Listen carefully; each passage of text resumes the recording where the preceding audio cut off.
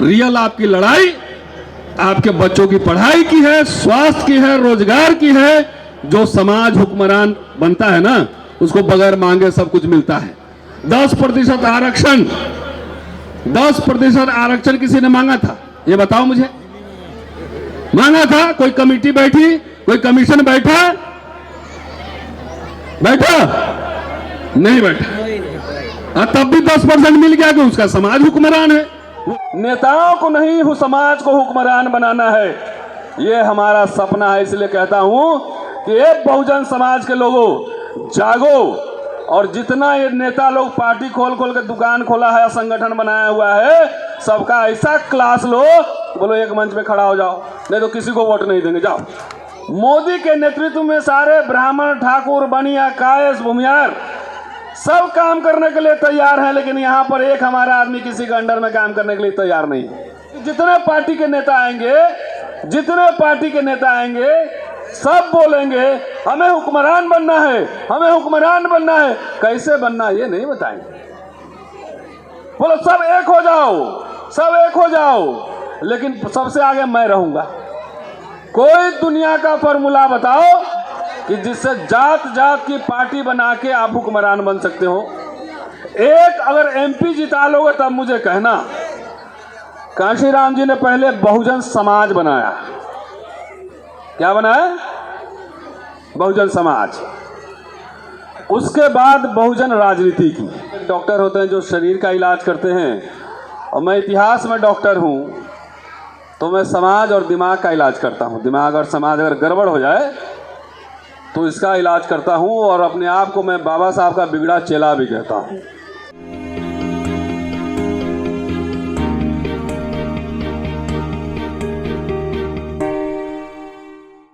की बधाई। मैं सीधी बात करता हूं, काम की बात करता हूं, मन की बात नहीं करता हूं। और आप सब जानते हैं कि हल्का फुल्का माइल्ड बीमारी हो तो बच्चे को मीठी दवाई देते हैं। थोड़ा और अगर बीमारी बढ़े तो फिर टैबलेट सिरप दिया जाता है। थोड़ा और बढ़े तो इंजेक्शन लगाया जाता है। और बीमारी बहुत घातक हो जाए तो ऑपरेशन ही करना पड़ता है। तो ऑपरेशन वाला और इंजेक्शन वाला थोड़ा कष्टप्रद स्थिति है। तो मैं समझता हूं कि मैं उसी तरह का डॉक्टर हूं। एक डॉक्टर होते हैं जो शरीर का इलाज करते हैं, और मैं इतिहास में डॉक्टर हूं, तो मैं समाज और दिमाग का इलाज करता हूं। दिमाग और समाज अगर गड़बड़ हो जाए तो इसका इलाज करता हूं, और अपने आप को मैं बाबा साहब का बिगड़ा चेला भी कहता हूं। कि गुदगुदी वाला भाषण, बात अच्छा लगे, खूब उसमें अच्छे सपने अच्छे होते हैं। मीठा मीठा सपना देखकर सो जाना, तो हम सपने में हम जगाते हैं। अगर मेरे बातों से अगर आपके दिमाग की बत्ती ना जले, टन ना करे दिमाग में, तो मुझे अभी तो वोट लेने आया नहीं हूँ कि मीठी मीठी बात करूँगा, और ना आपसे टीए डीए लेने आया हूँ। इसलिए जो कहूँगा इत्मीनान से सुनिएगा। कांशीराम जी, बाबा साहब, और उसके आगे चलिए बाबा साहब के बाद जगजीवन राम, और उसके बाद कांशीराम, में तीनों एक श्रृंखला की एक कड़ी है, एक्सटेंशन है कांशीराम जी। इसको ऐसे पहले समझिए। कांशीराम जी ने पहले बहुजन समाज बनाया। क्या बनाया? बहुजन समाज। उसके बाद बहुजन राजनीति की। पहले बनाया बाम से DS4, तब बना बहुजन पार्टी। बाम से पहले बना था। तो बहुजन समाज बना, तब जो है हुक्मरान होने की बात हुई। तब एक बात समझ में आती कि SC ST OBC माइनॉरिटीज के लोग एक मंच पर आ जाएं, एक वोट एक जगह डालें, तब आप हुक्मरान बन सकते हैं। ये बात मेरे समझ में आ रही है। सिर्फ नारेबाजी से कुछ नहीं होने वाला है। जमीन पर आइए, जमीन पर। अब ये आपकी जिम्मेदारी है कि बहुजन नेताओं को एक करिए। बहुजन नेताओं को एक करना, ये कांशीराम जी के सपनों का अगला मिशन होना चाहिए कि उन्होंने बहुजन समाज बनाया तब राजनीति की, और उनके चेले चपाटों ने क्या किया, जात जात का नेता बना दिया। कि क्या बनाया, जात जात का नेता। तो Maurya party, Saini party, Jatav party, खटिक पार्टी, वाल्मीकि पार्टी, सब पार्टी बन गया। तो आप मुझे कोई दुनिया का फॉर्मूला बताओ, कोई दुनिया का फॉर्मूला बताओ कि जिससे जात जात की पार्टी बना के आप हुक्मरान बन सकते हो। एक अगर एमपी जिता लोगे तब मुझे कहना, एक सांसद जिता लो तब मुझे कहना। तो बाबा साहब और कांशीराम जी के सपनों को किसने ध्वस्त किया, किसने, नेताओं ने ध्वस्त किया, हमने, आपने नहीं किया। हम तो आपको जगाने आए हैं कि जितने पार्टी के नेता आएंगे, जितने पार्टी के नेता आएंगे सब बोलेंगे हमें हुक्मरान बनना है, हमें हुक्मरान बनना है। कैसे बनना ये नहीं बताएंगे। बोलो सब एक हो जाओ, सब एक हो जाओ, लेकिन सबसे आगे मैं रहूंगा। अरे पर आप पीछे बैठने की आदत डालो। हम लोग आते हैं कहीं तो सबसे पहले पीछे प्रोग्राम में खड़े रहते हैं, पीछे खड़े रहते हैं, पीछे जाके बैठते हैं। हमारे लोगों को मेंच पर, इस पर और स्टेज पर इसे भीड़ लगा के फोटो खिंचाने की बहुत आदत है। स्टेज पे 5 लोग बैठे हुए हैं, 25 लोग खड़े रहेंगे। सोफा पे बैठ के फोटो खिंचवाने की आदत। तो किसने बर्बाद किया इसको? कैसे बनेगा हुक्मरान बता दे कोई मुझे फार्मूला। में चुनौती देता हूं, पूरा लाइव डिबेट में मैं रहने के लिए तैयार हूं। कांशीराम जी ने बहुजन समाज बनाया इसलिए वो सपना देख सकते थे। अभी आगे अभी और इलाज करने वाला हूं, चिंता मत करिए। लेकिन इतना चेतना आ गई, इतना चेतना आ गई कि अब बोले कि एक नेता, हर आदमी की एक जाति है। मोदी के नेतृत्व में सारे ब्राह्मण, ठाकुर, बनिया, कायस, भूमियार सब काम करने के लिए तैयार हैं, लेकिन यहाँ पर एक हमारा आदमी किसी के अंडर में काम करने के लिए तैयार नहीं है। और सब आपको हरे नीले पीले सपने दिखा रहा है कि हुक्मरान बन जाएंगे। हुक्मरान बाद में बनना, पहले वो बच्चा लोग जितना खेल रहा है ना, वो बच्चे लोग उस सब को जाके इंग्लिश मीडियम में नाम लिखवाओ स्कूल में, इंग्लिश मीडियम में सबको पढ़ाओ, तब हुक्मरान बनोगे, नहीं तो नहीं बनोगे। चाहे 272 एमपी जितवा लो, जाओ। ये मैं फार्मूला दे रहा हूँ। और कैसे ये भी बताऊंगा। 272 सरकार भी बना लोगे तो हुक्मरान नहीं बन पाओगे। नेता हुक्मरान बन सकता है, मंत्री बन सकता है, लेकिन हमारा सपना है कि समाज हुक्मरान बने, समाज बने हुक्मरान। तो समाज कैसे बनेगा जब पानी पीने को नहीं है? वहाँ बिल्डिंग में एसी लगा हुआ है सामने, यहाँ जमीन के अंदर से जो है मेट्रो जा रही है, बाथरूम यहाँ ठीक नहीं है, स्कूल अंग्रेजी नहीं है, मेडिकल यहाँ फैसिलिटी नहीं है, अस्पताल नहीं है, बीमार में टेढ़ा पेढ़ा नीला पीला होते रहते हो, तो हुक्मरान कैसे बनोगे? नेताओं को नहीं, समाज को हुक्मरान बनाना है। ये हमारा सपना है। इसलिए कहता हूं कि एक बहुजन समाज के लोगों जागो, और जितना ये नेता लोग पार्टी खोल खोल के दुकान खोला है, संगठन बनाया हुआ है, सबका ऐसा क्लास लो, बोलो एक मंच पे खड़ा हो जाओ, नहीं तो किसी को वोट नहीं देंगे, जाओ एक मंच पे बैठो। ये बात कहने, दवाई कड़वी है ना, कड़वी है नहीं है? अब आओ, अब दूसरी दवाई देता हूं कि कांशीराम जी ने क्या सिखाया था। जब कोलालमपुर गए थे भाषण देने, तो उन्होंने कहा था कि मैंने अंबेडकर से सीखा कि मिशन कैसे चलाएं, कि हमने अंबेडकर से सीखा कि मिशन कैसे चलाएं, अंबेडकरवादियों से सीखा कि हम मिशन कैसे न चलाएं। क्या समझे? कि बाबा साहब से सीखा कि मिशन कैसे चलाएं, लेकिन वहां के अंबेडकरवादियों से सीखा कि मिशन कैसे चलाएं। मैं एक लाइन और आगे बढ़ाता हूं कि कांशीराम जी जैसे बाबा साहब से उन्होंने सीखा आंदोलन कैसे बढ़ाएं, और अंबेडकरवादियों से सीखा कि आंदोलन कैसे न बढ़ाएं। मैं एक लाइन और बढ़ाता हूं कि कांशीराम ने सिखलाया कि मिशन कैसे चलाएं। क्या सिखलाया? मिशन कैसे चलाएं। और कांशीराम जी के जिंदा रहते कह रहा हूं, जीवित रहते, उनके कुछ चेलों ने यह सिखलाना शुरू कर दिया कि कमीशन लेकर मिशन कैसे भटकाएं। ठीक कह रहा हूं? कमीशन लेकर मिशन कैसे भटकाएं, उनके जीते जी उनके कुछ चेलों ने शुरू कर दिया। उन्होंने बाम सेव बनाई थी। बाम सेव नाम सुना है? बाम सेव एक ही था ना, उसके 12 टुकड़े किसने किए उनसे पूछा जाना चाहिए। समाज पूछे, समाज को पूछना चाहिए कि मिशन चल रहा है। ये सब कहता है बार बार कि ये पार्टियां बनी, इतने सारे संगठन बने। अभी बहन जी बसपा पे नहीं जाऊंगा, बसपा पे जो हाल है आप देख रहे हैं, उसमें क्या कहना मुझे। लेकिन जो मिशन चल रहा है, बहुत लोग बोलते हैं, और आपके पास जाएंगे गाड़ी में 5-5 लोग बैठ के, तो क्या कर रहे हैं भाई? तो हम मिशन चला रहे हैं, मिशन। और बहुत चंदा भी मांग लेंगे, चंदा। मिशन चल रहा है।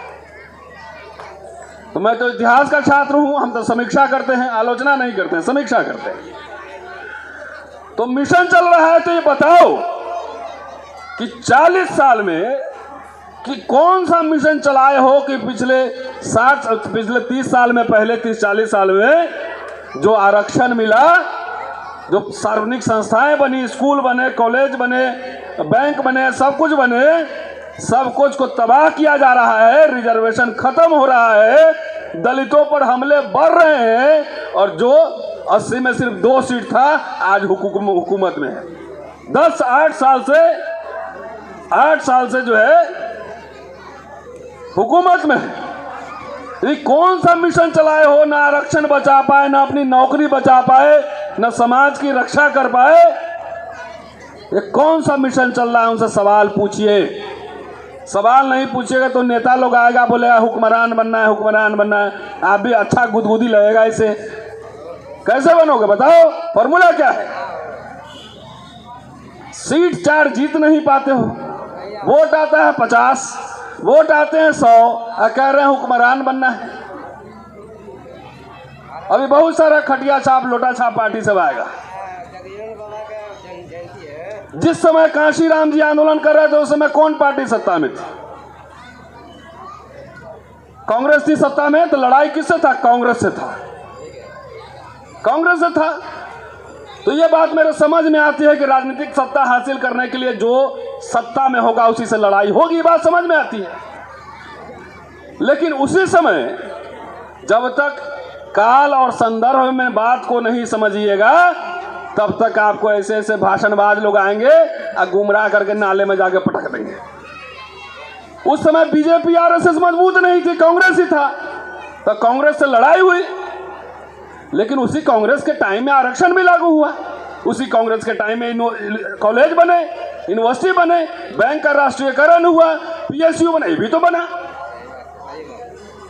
तो कांशीराम जी बोले कि कांग्रेस मेरा शत्रु नंबर 1 है, तो 40 साल में आपको सिलेबस नहीं बदला अभी तक।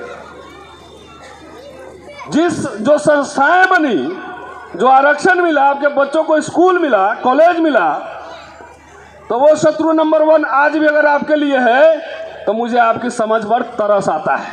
क्योंकि आरएसएस और भाजपा की सरकार जो पिछले 70 साल में जो बना था, 60-70 साल में, उसको सब बेच रही है, आपके आरक्षण को खत्म कर रही है। स्कूल कॉलेज इतने महंगे किए जा रहे हैं कि आपके बच्चे अब निपट और गवार बनेंगे। और आरक्षण खत्म हो जाएगी तो जितने बढ़िया बढ़िया, कहाँ कोर्ट वाले साहब सब इधर आओ, आरक्षण खत्म हो जाएगी, नौकरी नहीं मिलेगी, तो एक कोट और टाई उतर जाएगा और गांव में जाकर मजदूरी करना पड़ेगा। जितना शुगर ब्लड प्रेशर है सब ठीक हो जाएगा। समझ गए ना? कि शत्रु कब कौन होता है ये पहचानने का बुद्धि नहीं है, तो आप जाके घर में सो, आराम से मजदूरी की तैयारी करो। आरएसएस भी कहता है, बीजेपी भी कहता है कि 70 साल में क्या हुआ, 70 साल में क्या हुआ। और आप भी अगर कहते हैं कि 70 साल में क्या हुआ, तो आप आरएसएस बीजेपी के बी टीम हैं। 70 साल में हुआ कि आपके लंगोटी की जगह टाई सूट आ गए, अच्छे कपड़े पहने, मकान रहे, एसी में रहे, अच्छा एकदम सनसिल्क शैम्पू मार रहे हो, हैं, पियर से जो है साबुन लगा रहे हो, समझ में नहीं आ रही है? अपने दादाजी से जाके पूछो कि आजादी के पहले कैसे रहते थे, तब पता आएगा। तो ऐसे लोग जो सिलेबस जिनका 70 साल पहले का सिलेबस है वो नहीं बदला है, वैसे लोग आपके और आपके बच्चों का भविष्य बर्बाद कर देंगे। ये ध्यान रखिएगा, इस चेतावनी देने आया हूँ। मुझे आपका वोट नहीं चाहिए, ना चंदा चाहिए, ना आपका चाय पीना है, कुछ भी नहीं चाहिए मुझे, क्योंकि मेरी दिलचस्पी समाज को जागरूक करने में है। सब नेता जहां देखिए हुक्मरान बनना है, अरे पूछो कैसे बनना है, तो पता नहीं कैसे बनना है। खाली इलेक्शन जीत जाओगे, हुक्मरान बनने के लिए, देश का शासक बनने के लिए कितना एमपी चाहिए? 272 चाहिए। 272 कैसे जीतोगे, इसका फॉर्मूला है?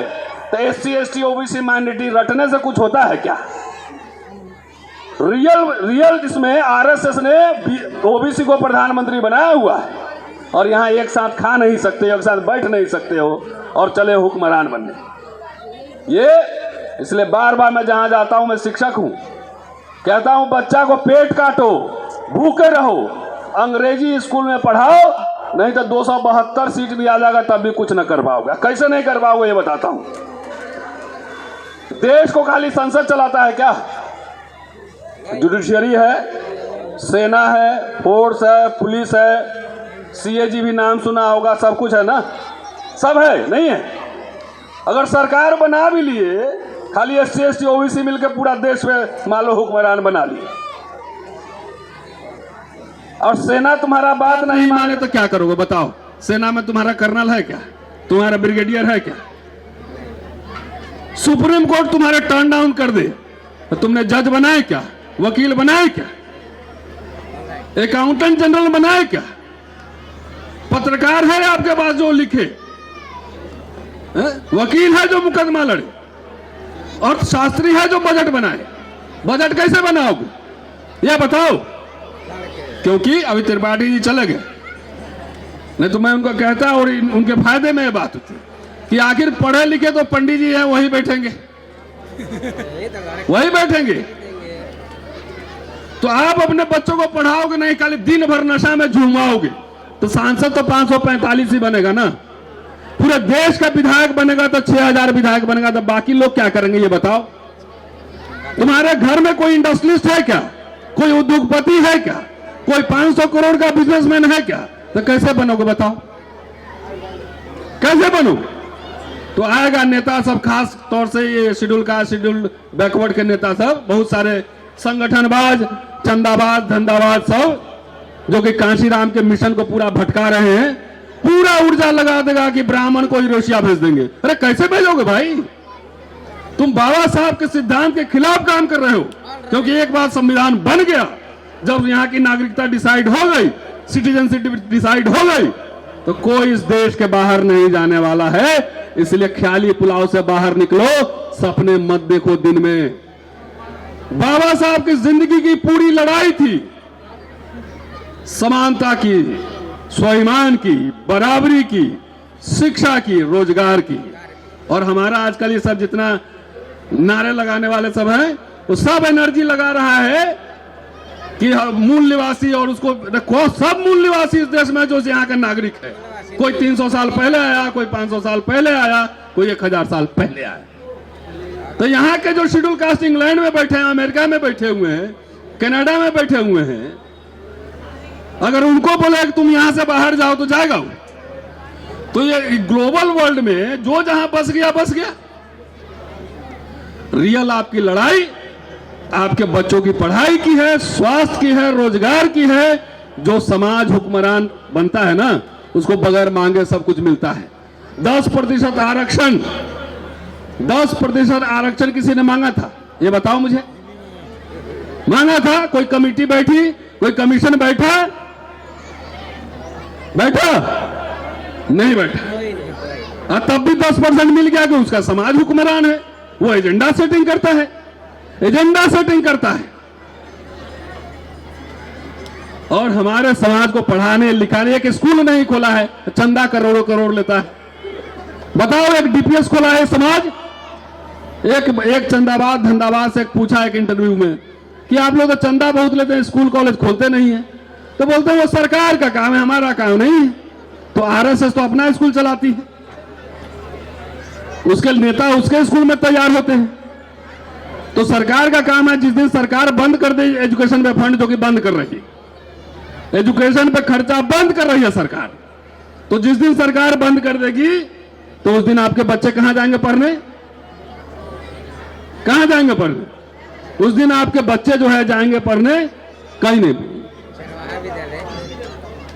तो कहां चले गए? बोले त्रिपाठी जी, ब्राह्मणों को विदेश भेजने की बहुत तैयारी कुछ लोग कर रहा है, हम उसके खिलाफ हैं। हमारे लोगों को मान सम्मान, शिक्षा, रोजगार मिले और अंग्रेजी मीडियम स्कूल मिले, ये हमारे एजेंडा पर है।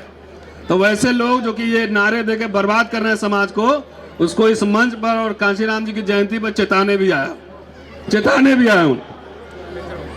तो ये बात समझने की, बाबा साहब की पूरी लड़ाई स्वाभिमान की थी।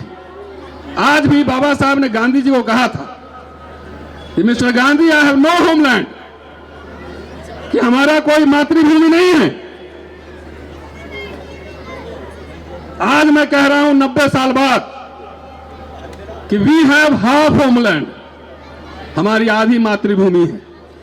नागरिक तो है, रिजर्वेशन जो मिला वो भी खत्म हो रहा है, और जो लोग भी पढ़ना लिखना बोलना चाहे उसको इतने दमन करो, टॉर्चर करो, बलात्कार हो रहा है, मर्डर हो रहा है, लेकिन कोई भी एजेंसी काम नहीं कर रही है, न्याय नहीं मिल रहा है। इसलिए मैं कह रहा हूं वी हैव हाफ होमलैंड, हमारी आधी मातृभूमि है, खाली हम यहाँ के नागरिक हैं, हमारे आत्मसम्मान अधिकार वो सुरक्षित नहीं है। तो मैं ये कह रहा था दोस्तों कि जो नशा है ना, नशा, वो नशा से बाहर निकलिए, बच्चों को अंग्रेजी बढ़िया पढ़ाइए। आप संसद में कब्जा भी कर लेंगे, तब भी आपके पास न फौज है, न पुलिस है, न होम मिनिस्ट्री है, न आपका न्यूज एजेंसी है, कुछ भी नहीं है। आपको संसद में ही बंद कर देगा सर।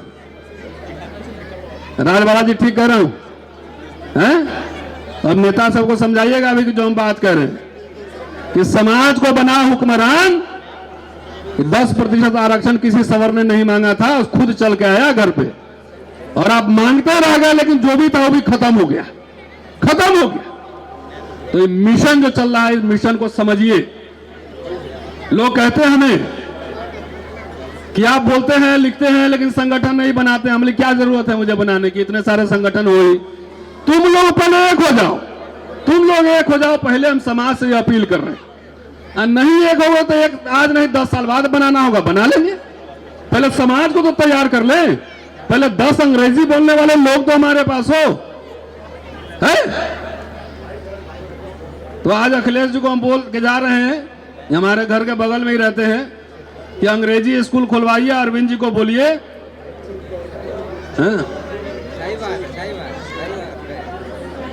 नहीं, ये मेरी गलती नहीं है। 4 बजे टाइम देंगे, 7 बजे शुरू करेंगे, तो ये मेरी गलती नहीं है, सॉरी। सही है सर, सही है। तो दोस्तों, मोटा मोटी बात जो समझाने आया था वही है कि जाति से जो है कोई हुक्मरान नहीं बन सकता है। बन सकता है तो जमात से ही बन सकता है। अगर बन भी गए जमात से, तो भी इसको चलाने के लिए, देश को चलाने के लिए अफसरशाही चाहिए, फौज चाहिए, न्यूज एजेंसी चाहिए, न्यायालय चाहिए, वकील चाहिए। वो बनाओ, उद्योगपति चाहिए, बिजनेसमैन चाहिए, ये सब बनाओ। सबको नशा मत दिखाओ। मुझे कल बम्बे से फोन आया था, क्या करते हो भाई? तो टैक्सी चलाता हूं सर। तो क्या? और मैं एक पार्टी का ब्लॉक अध्यक्ष हूं। तो और तो हमें हुक्मरान बनना है। हमने यार 200-400 करोड़ रुपया तो पहले कमा लो। तो हमारे समाज का एक जो नशा है, हमें नशा है कि हमारा लड़का जो है, बच्चा सब ऑक्सफोर्ड स्टाइल में अंग्रेजी बोले, एक नहीं हजारों की संख्या में बोले, इंडस्ट्रियलिस्ट बने, बिजनेसमैन बने, तब जाकर हुक्मरान बनोगे, नहीं तो भाषणबाजों से बचो। शुक्रिया, जय हिंद।